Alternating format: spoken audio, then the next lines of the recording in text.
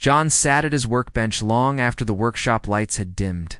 His hands, rough from years of repairing old star engines, trembled slightly as he traced the grooves of a damaged circuit board.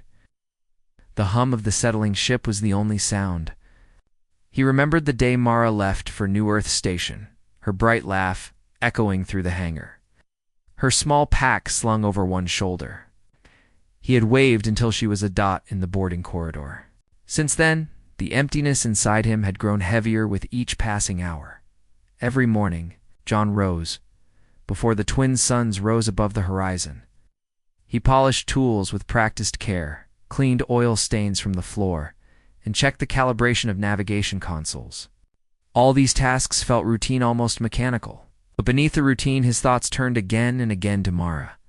He wondered if she had settled in comfortably, if the station's artificial gardens reminded her of home, and if she thought of him as often as he thought of her. At lunch, John prepared the same meal he always made, spiced lentils with crushed root vegetables.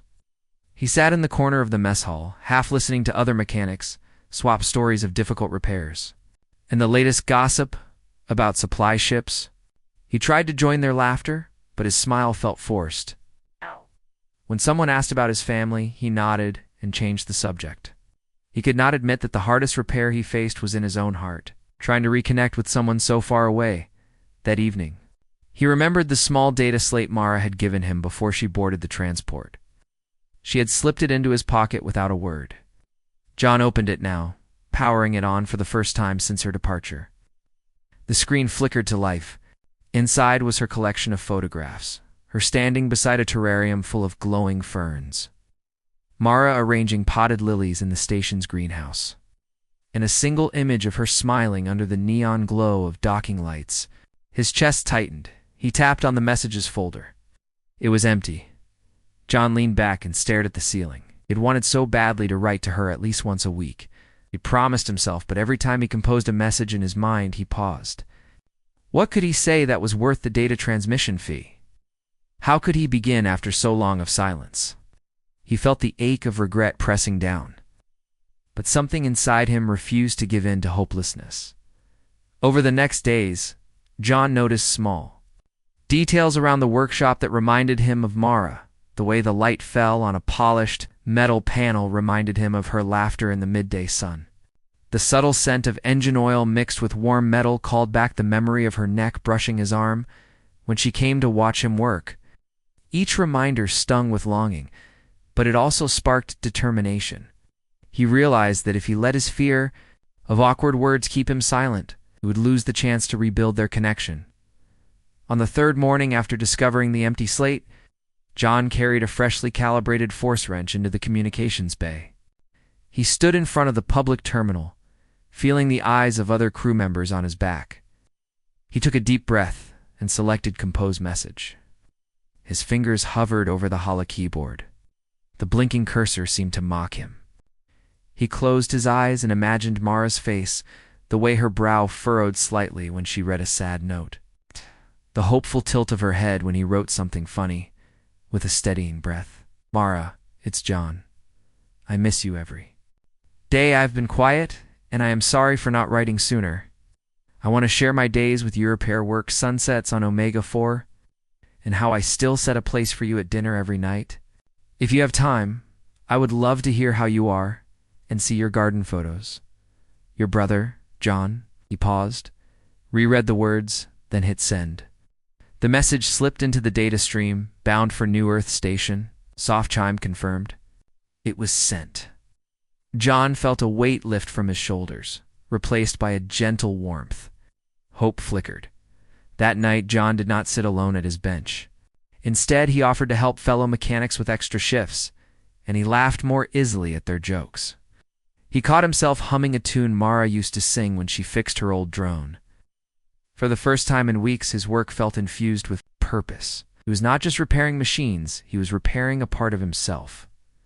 3 days later, as the workshop door slid open to admit the dawn, John found a notification on the terminal. New message from Mara. His heart thundered, opened it, and read her words. She missed him too. Her new life was exciting but lonely, and she would send pictures of the greenhouse she'd helped design. She asked when he might visit the station she wanted to show him the garden under the neon sky. John touched the terminal screen, a smile breaking across his face. He folded Mara's message gently, like a precious metal plate that bore her warmth. He rose, feeling lighter than he had in months. Against the vast emptiness of space, human hope had bridged the distance between them. And in that spark of connection, John knew that no matter how far they were, their bond would guide them back to each other. John woke before dawn again. It's a soft hum of the ship's life systems, a steady reminder that the world continued turning. He stretched and glanced at the CUM's terminal, half hoping to see another message from Mara. Her last note had filled him with light. She missed him and dreamed of his visit. But now, a small silence pressed on his chest, and he felt that familiar ache of distance. He pulled on his work jacket and went down to the hangar bay. Outside the big viewing windows, Omega-4's pale moons drifted in the sky. The hangar was empty except for John and a lone freighter awaiting inspection. He moved toward the cargo hold and tested door seals, fitting his hands carefully around the control panel. Every click of the switches was precise. But his mind wandered to Mara's greenhouse beneath the neon trees of New Earth Station. He pictured her hands, gentle yet sure, guiding sprouting ferns into neat rows. During lunch, John ate at his usual corner table, spooning warm stew of spiced grains. He watched the crew chatter about incoming supply runs. They laughed about rumors of pirate scouts and joked over spilled cups of synth tea. John tried to join in, but he found himself quiet. It was not that he had nothing to say, he longed to tell them how brave Mara was, designing new plant modules far from home. But his words felt fragile. He feared that if he spoke too much of her, their shared space would shatter under his hopes and leave him empty again. That afternoon, John climbed up to the workshop's loft, where he kept a small collection of scrap metal and wires. He had slipped a seed packet into his pocket before leaving the CUM's bay, a handful of hardy lichen spores that Mara once said reminded her of early spring on Earth. Now he ran his fingers over them, feeling the rough paper. He wondered if they would survive the vacuum of space if he sent them to her. He dreamed of shipping her a tiny capsule of living green. A realization warmed his heart. Hope was not just waiting, it was action. He set down the spore packet and gathered tools. He began to assemble a sealed container with a microclimate regulator, scavenging parts from old sensor modules. His hands moved with steady purpose. Each wire he soldered and sealed he tested reminded him that he could bridge distance with human ingenuity. As the hours passed, John worked without pause. He filled the container with nutrient gel and carefully sprinkled the lichen spores inside. When he sealed the last latch, he tapped a small screen that would track humidity, temperature, and light levels. He programmed it to send Mara daily updates. In a quiet voice he murmured, "Grow well, little friends. Grow well for her." By the time he finished, the suns had set. The workshop glowed with soft orange lights. John cleaned his tools and packed the container into a padded courier box. He carried it to the CUM's bay, heart pounding. Other crew members glanced curiously at the package marked personal, fragile. John did not care. He powered up the transmitter and chose data and cargo shipment. He typed a short note. "Mara, these spores remind me of your hope. Take care of them until we meet, always, John." He double-checked the address and hit send. A green light confirmed. The shipment was in transit. He watched the progress bar crawl toward completion. When it blinked done, John closed his eyes and inhaled deeply. Hope felt like air in his lungs. That night, back at his bunk, John held Mara's last message in his hands. He reread her words about the station's art festival, where she had arranged glowing vines around the main plaza. She wrote she wished he could see it glowing under the domed ceiling. He imagined her standing before hundreds of visitors, proud and radiant. A smile tugged at his lips. Sleep came easily for once, as if his actions had lightened the weight on his heart. 2 days later, the CUM's terminal chimed with a cargo arrival alert. John hurried down the corridor, nerves fluttering. In the customs bay, he found the lichen spore container returned with a handwritten note from Mara. They arrived safe, John. The lichen grew overnight into tiny emerald mats. I placed them by my window so I can watch them thrive. Thank you for sending me life from your world. Soon I will watch your sunset here, and you will see these ferns in full bloom. I cannot wait to share this place with you. Tears sprang to John's eyes. He cupped the note in his hand and felt a warmth bloom in his chest. He hugged the container gently, even through its cushioning. The ship's lights hummed around him, and he realized that though miles of space separated them, their hopes connected like living roots. He rushed back. John woke early, his chest tight with longing. The message from Mara, with its hope-filled words, and the image of the emerald lichen. It warmed him, but a new emptiness pressed on him now. He missed her voice, the sound of her laughter when she found a stubborn vine sprouting just right. Letters and lichen were wonderful, but he ached to share more of his world with her. He wanted her to see his sunsets, hear his stories, feel the spark of his everyday life. He carried a small holocam strapped to his belt as he climbed toward the highest observation deck on Omega 4. The decks were usually crowded when the twin suns dipped low, but today he found it empty. He set up the camera on a smooth stone ledge, aiming it at the horizon where pale gold and soft pink stretched across the sky.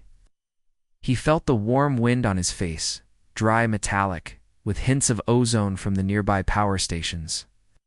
John took a deep breath and hit record. On the holo-display, his own face glowed in the changing light. He cleared his throat and spoke. Mara, I wish you were here to see this. Every evening our suns set like this.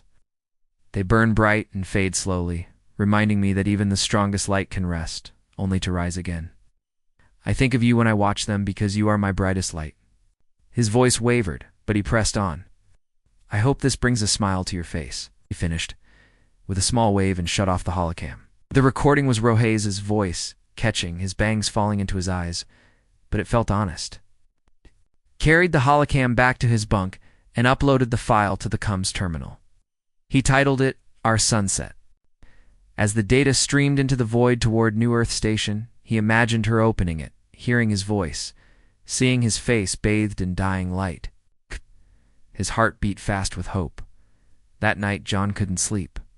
He paced the narrow hallway outside the workshop, his feet echoing on metal grates. He replayed every word he had spoken, worried he sounded foolish.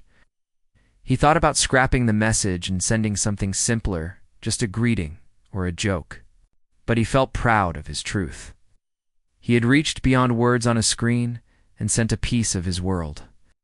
When the sun rose, John found himself smiling, a rare thing lately. He greeted the other mechanics with extra warmth, offering to help calibrate their tools. He felt stronger, more alive. He soldered circuits with renewed care, imagining his life reaching across the light years. Each spark of welding reminded him that human will could light the darkest spaces. That was HFY, human techniques, human spirit, human hope. Midday brought a surprise. The comms terminal chime rang. New video from Mara. John's breath caught as he ran down the corridor. In the quiet comms bay, he pressed play on her message. The screen lit up with Mara's face framed by glowing vines and soft station lights.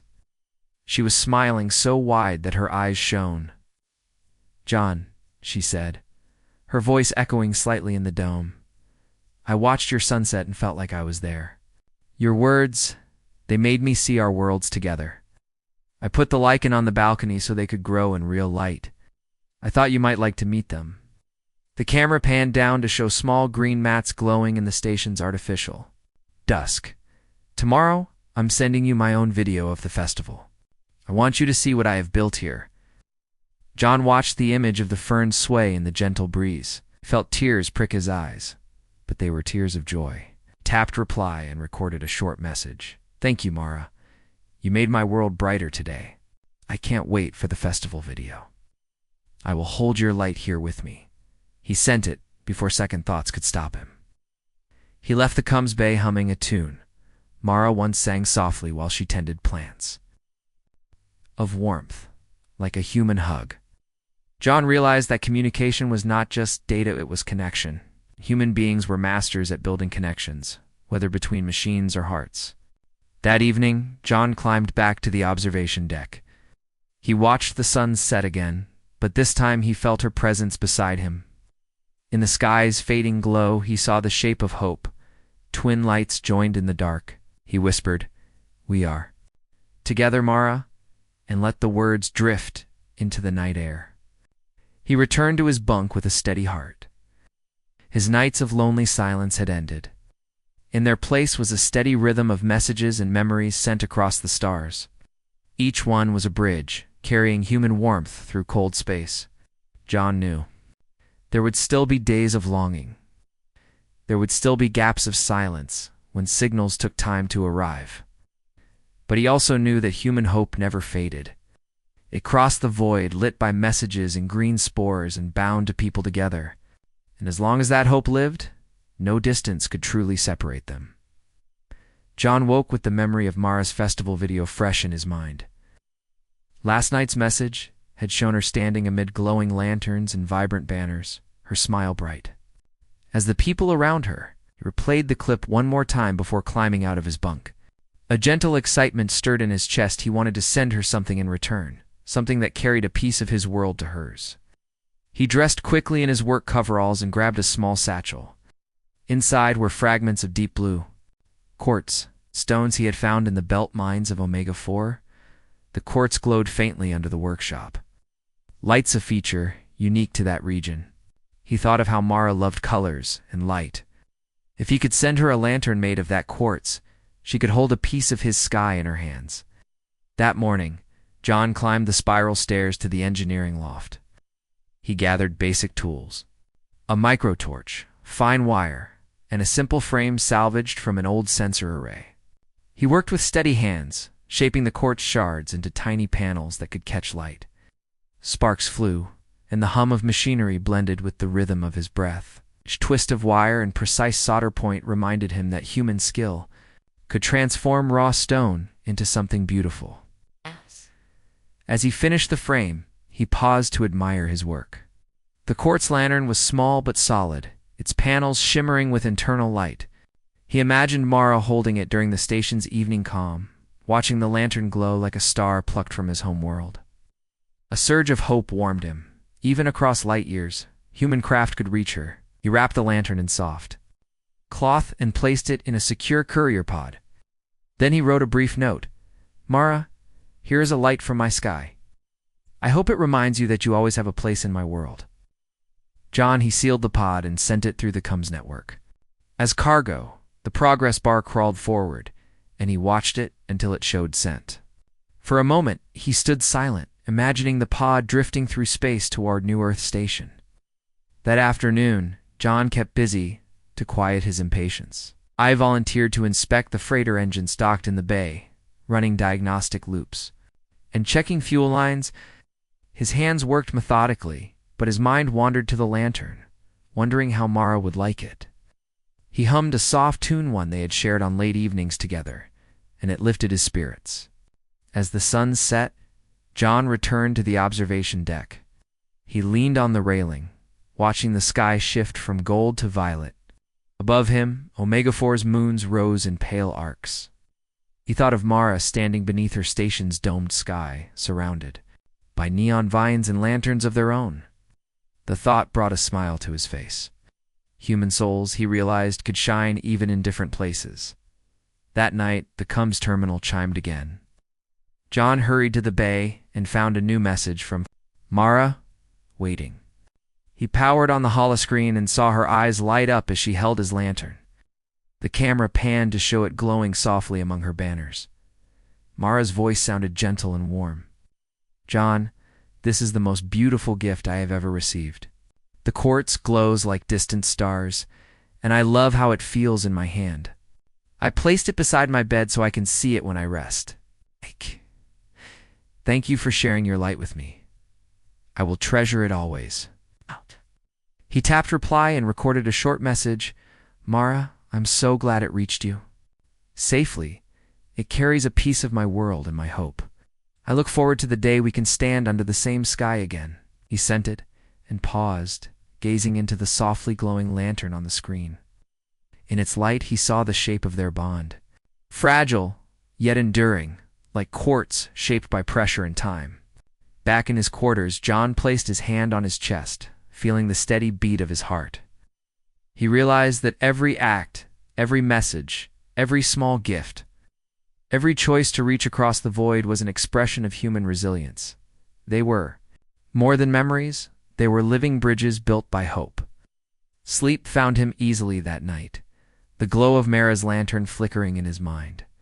He dreamed of two lights united, Omega-4's twin suns and New Earth. Station's neon glow merging in a sky that belonged to both of them. In that dream, there was no distance, only shared warmth. When morning came, John rose with renewed purpose. He looked at the empty spot on his desk where the lantern pod had sat and felt a quiet confidence. His world and Mara's world were linked by human courage, creativity, and heart. And as he went about his day repairing ships, calibrating sensors, forging metal, he carried a simple truth in his mind. No distance could dim the light of hope that humans carried in their souls. John woke before the first pale light of Omega-4 touched the workshop windows. The days since he sent the quartz lantern had passed slowly, marked by his routine repairs and monthly messages. Yet beneath his steady tasks lay a quiet ache. Longed to hear Mara's laughter in the corridors and to feel the warmth of her hand in his. He missed sharing small moments morning tea beside the engine room and watching the moons drift past. Today, he decided he would find a new way to bridge the distance, one that could carry more than words or gifts. He dressed quickly and gathered his tools, but instead of heading to the hangar, he walked down to the station's small observatory. Inside, polished telescopes stood on circular platforms, and data consoles glowed softly. John had been here once before, but only to calibrate optical sensors for the navigation array. Today, he wanted to use its lenses for something else. He opened a side compartment and removed a compact holoprojector he had built himself.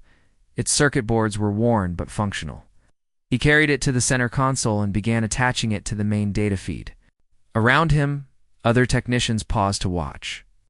They were used to John's careful tinkering. He tapped commands into the console, linking the projector to the observatory's telescopes. A holographic interface sprang to life in the air, a grid. Mapping thousands of stars beyond the station, he adjusted the focus until the stars of his home world's night sky appeared, their shapes familiar yet distant. He pointed out constellations that Mara had loved back on Earth Orion's belt, the twin peaks of Taurus and the swooping arc of Ursa Major. Standing before the glowing field, John felt both small and infinitely connected. He imagined Mara gazing at these very constellations through her own viewport. He recorded a short message that would play as the stars shifted. Mara, tonight I show you my sky. Though we stand on different worlds, we share the same stars above. Let this light guide you back to me. His voice sounded firm and hopeful. He added a second layer, a data packet of coordinates marking their favorite spots under the sky. From the old farm back on Earth to the cliffs above Omega-4's equatorial plains. Satisfied, John closed the session and sent the holostream to the comms network. As the projection faded, he felt a spark of pride. Human minds, he thought, could bend technology to keep hearts close across any void. This was HFY in action, using human creativity to bring warmth to cold space. Headed back to the workshop, humming softly, knowing that his friend's eyes followed him with curiosity and respect.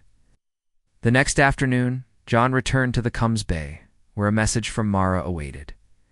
He held his breath as the hull interface flickered to life. Her face appeared soft and bright. Beyond her, he saw the station's gardens, now full of flowering vines and lanterns on every path. Mara's eyes shone when she spoke. John, the star map is beautiful. I felt the sky move around me as I watched. I'm sending you a recording of our morning light with our station's sunrise and the gardens blooming. I wish you could be here to see it. The projection shifted to a warm glow, showing delicate flowers unfolding beneath filtered sunlight. John's heart lifted.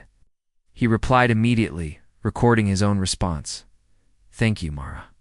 Your light reaches me even on the darkest days. I will study your sunrise and let it brighten my mornings here." He hit send and let the Hollanter face fade, but the warmth it left behind stayed with him. In a small corner of the Cum's Bay, he touched the edge of his projector's data module, as if feeling the hum of her world through its circuits. That evening, as Omega-4's first moon rose, John climbed the scaffolding beside the hangar's outer wall.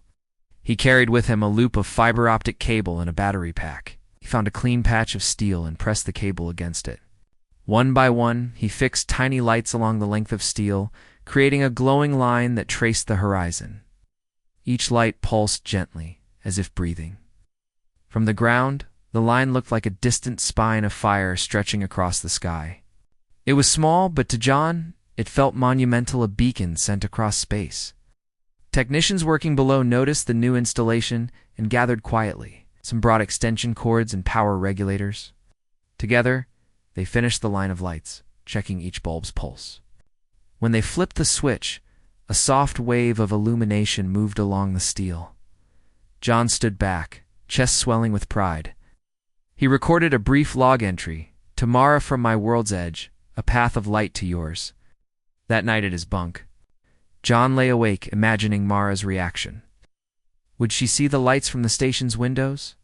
Would she smile, knowing he had created a simple bridge of glow for her? The ache of distance was still there, but now it pulsed with possibility. Each active connection, whether quartz lantern, lichen spores, sunset video, star map, or horizon lights, wove their worlds closer together.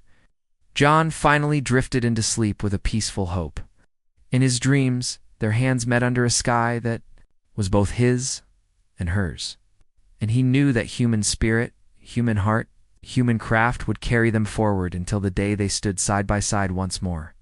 John woke before dawn, his mind already racing with plans. The glowing horizon lights he and his friends had set up the night before felt like a promise. But in the pale morning glow, he still felt Mara's absence keenly. He missed her bright laugh, and the way her eyes lit up when she saw something new. Today, though, he decided he would send her more than images and lights. He would send her music, something human and heartfelt that could cross the stars. He left his bunk and moved quietly through the workshop halls. In a dusty corner, he found the audio synthesizer he had rescued from a broken Cum's array. Its wires were frayed and its control knobs were missing, but John saw a possibility. He carried the heavy box back to his bench and hooked it up to a power supply. As the machine hummed to life, he felt a surge of hope. Human hands could repair what was broken and breathe life into old metal. With careful fingers, John rewired the input board using spare cables and solder from his toolkit. He tested each connection, humming softly as he worked. When the synthesizer powered on with a low electronic buzz, he smiled. He adjusted the oscillator settings to create a warm, rich tone, something like the echo of engine hum in a quiet corridor. He called that note home. It reminded him of safety and belonging, feelings he wanted Mara to share again. Next, John recorded ambient sounds from the workshop in the hangar bay. He held the mic close to the repulsor fans, capturing their steady rhythm. He recorded the shuffling of boots on steel grates and the distant whoosh of a freighter taking off. Layer by layer, he wove those sounds into the home tone. Each recording felt like a memory, the scrape of metal as he worked, the soft whistle of recycled air, the bleep of a console at night. He arranged them in a simple melody, a human song born of his daily life. He listened to the melody on his Cum's headset. The tune rose and fell gently, like waves on a calm sea. He added a soft synth pad beneath it, giving the song warmth and depth. He called the final track Heartbeat of Omega-4. In those 5 minutes, he managed to pour all his longing and love into a sound file. He felt the ache of distance, but also pride in what he had created. John wrote a short note to accompany the file. Mara, these are the sounds of my world. Put them together so you can hear my days and nights. May this song bring you closer to me. Love, John. He uploaded the audio file and note to the Cum's network, marking it priority personal. As the data streamed away, he watched the progress bar until it reached completion. Then he sat back and let himself imagine Mara's face as she listened. That evening, As Omega-4's sun set behind distant plateaus, John returned to the Cums Bay. His heart pounded when he saw a new notification, audio message from Mara. He pressed play and listened as her voice broke the silence. She had recorded herself playing a delicate instrument she had built in the stations. Workshop, a small handpan that rang like wind chimes. She gently tapped a melody that rose and fell, weaving around the heartbeat of Omega-4 track. The two tunes intertwined in perfect harmony. Mara's message ended with her speaking softly. "John, your song felt like a warm breeze on my skin. I added my melody so we could meet in song, together even when apart. I hope someday soon we can play side by side." Tears filled John's eyes. The human music, had bridged the void. He replayed her melody, tracing each note with his ear, learning the rhythm of her heart. He replied with a short text, "Your song is my brightest light. I will learn to play it here, for you and for me." He uploaded the message and waited, feeling closer to her than ever. Late that night, John found an old percussion pad in a supply closet, brought it to his bench, and began crafting metal tines that mimicked the handpan's shape. He tested each tine by striking it, tuning them with small files, until each note matched Mara's melody. His hands moved with purpose and care, smoothing edges and soldering joints. Each hammered note felt like a greeting sent across space. By dawn, he had built a simple version of Mara's instrument, recorded himself playing their duet, first his heartbeat of Omega-4, then her handpan melody, then both together. He smiled as he listened. In that music, two worlds had become one. John packed the instrument into a courier module and wrote another note. "I built this for us. One day we will play together in the same room. Till then, let our music travel. Between us," he sent. John woke to the low hum of the station's life support systems. Today was different. The messages, the gifts, and the music had carried him closer to Mara than ever before, but the physical distance still weighed on him. He longed to see her, face in person, to stand beside her under the domed glass of New Earth Station. He wanted to find a way to bring their worlds together. He dressed quickly and grabbed his data slate. His plan was simple, but bold. He would petition the Academy's transport office for a transfer to New Earth Station.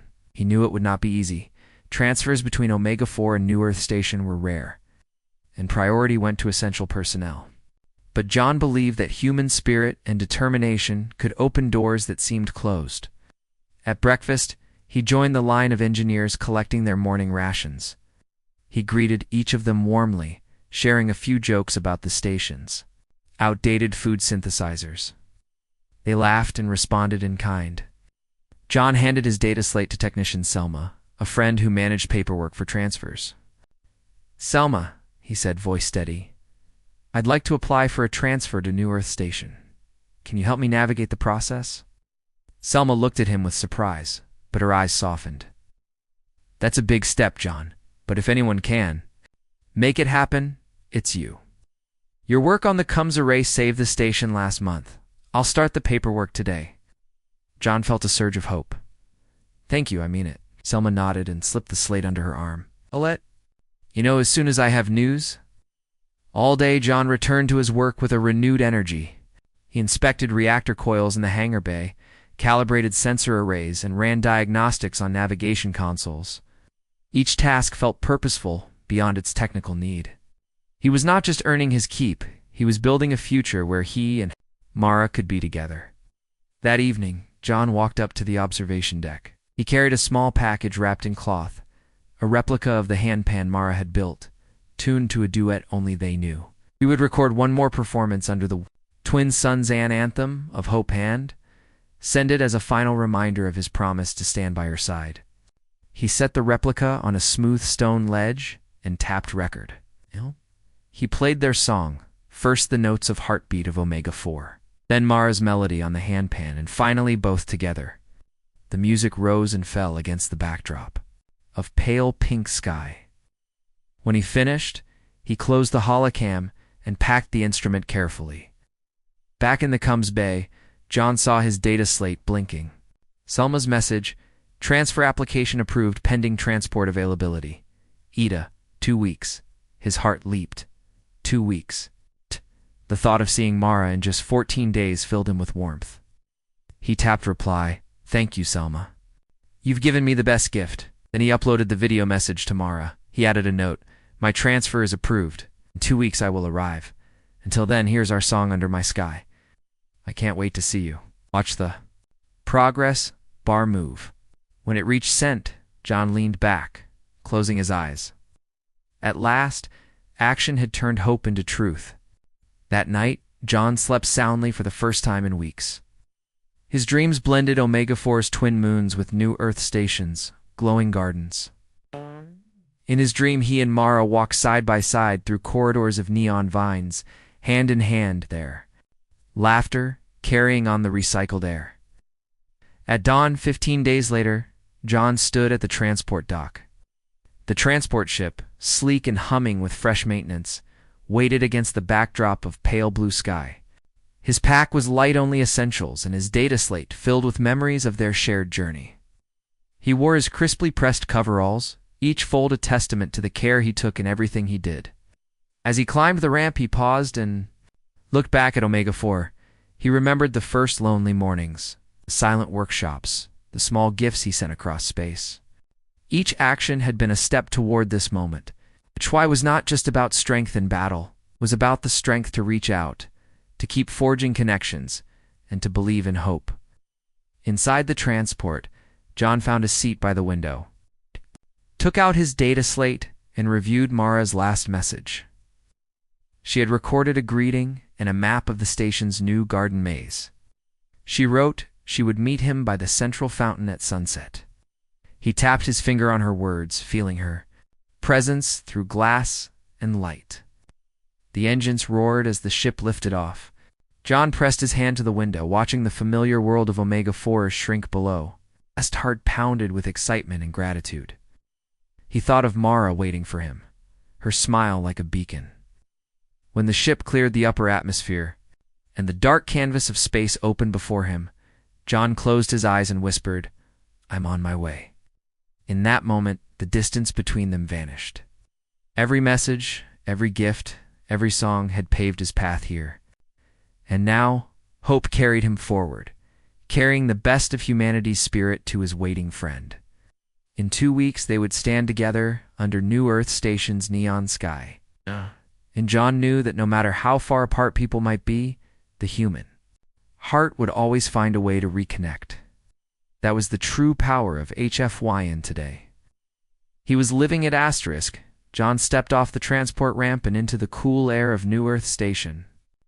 His heart raced, carried his data slate and the small handpan replica in a padded case. Around him, the station glowed with soft neon vines and blooming terraces. He saw crowds of people walking under the domed ceiling, but his eyes searched only for one face. He remembered Mara's words. She would meet him by the central fountain at sunset. He followed the curved walkways, past lanterns that glowed like captured stars. He smelled the scent of flowering vines, jasmine, and lotus mixed with warm metal. Each step brought a memory, their first campsite under Earth's sky. The night he made Heartbeat of Omega-4, the day he built the quartz lantern. Now, he walked toward her world, carrying his own world with him, at the central plaza. A circular basin of water reflected colored lights. The fountain arced in graceful streams. Tended ferns and glowing blooms ringed the plaza. John paused at the plaza's edge. His throat tightened. He saw Mara on the far side. She stood barefoot on the stone floor, wearing a simple dress that caught the light. Her hair was swept behind one ear. She smiled when she saw him. John walked toward her, each step steady, but full of emotion. He reached the plaza and closed the final meters in a few strides. Mara's eyes glowed with warmth as he approached. Without speaking, she opened her arms. John dropped the handpan case, and they embraced. He felt the steady beat of her heart against his own. The distance, the silence, the long nights, they all melted away in that hug. They pulled back and looked at each other. Mara's eyes were bright with tears of joy. John smiled and held out the handpan. She opened the case and lifted the instrument. The metal tines gleamed under the station lights. John touched her hand. "I made this for us," he said softly, "so we can play together." Mara looked at him, voice unsteady. "I've waited for this moment," she whispered. He set the handpan on a low pedestal near the fountain. Then he took out his data slate and scrolled through his recorded files, the sunset video, the star map, the lantern images, the music track. He tapped the play button. Soft melody rose, the faint hum of Omega-4 fans, the laugh of engines, and the gentle synth pad. Mara smiled and pressed record on her own small holocam. She joined the tune with her handpan. Together their music filled the plaza. Other passers-by paused, listening to the duet of two human worlds. The twin songs wove together in gentle harmony. As the final notes faded, John reached for Mara's hand. "We did this between two worlds," he said. "Every step, every gift, every song led me here." Mara nodded, her voice firm with hope. "We built our bridge with human spirit." They spent the rest of the evening walking through the station. Gardens, bright vines arched overhead, and flowers glowed softly in the paths. Mara showed him the places where she had placed the quartz lantern, where the lichen mats grew, and where she first heard his sunset message. John pointed out the planting, stations that reminded him of Omega-4 workshops. In each spot, they laughed and shared stories of how they felt when they were apart, as the station's artificial moons rose in the sky dome. John and Mara stood on a balcony overlooking the city's lights. He wrapped his arm around her, leaned into him. He pressed his forehead against hers and whispered, "We are together now." She closed her eyes and smiled. In that moment, they were no longer distant. They were united by every act of hope they had shared. John thought of the future, the projects they would work on together, songs they would compose, the gardens they would plant. He knew there would still be challenges, new stations, new assignments, fresh horizons, but he also knew that human determination and hope would carry them through. Their story was proof that no matter how far apart people might wander, the human heart would always build a path back, under the glow of the neon sky. John and Mara stayed until the station's night cycle turned toward dawn. When they finally walked back to her quarters, hand in hand, they felt that their worlds had become one. And as they looked out at the rising artificial sun, they knew that their human spirit, undaunted, inventive, and hopeful, would guide them wherever they went next.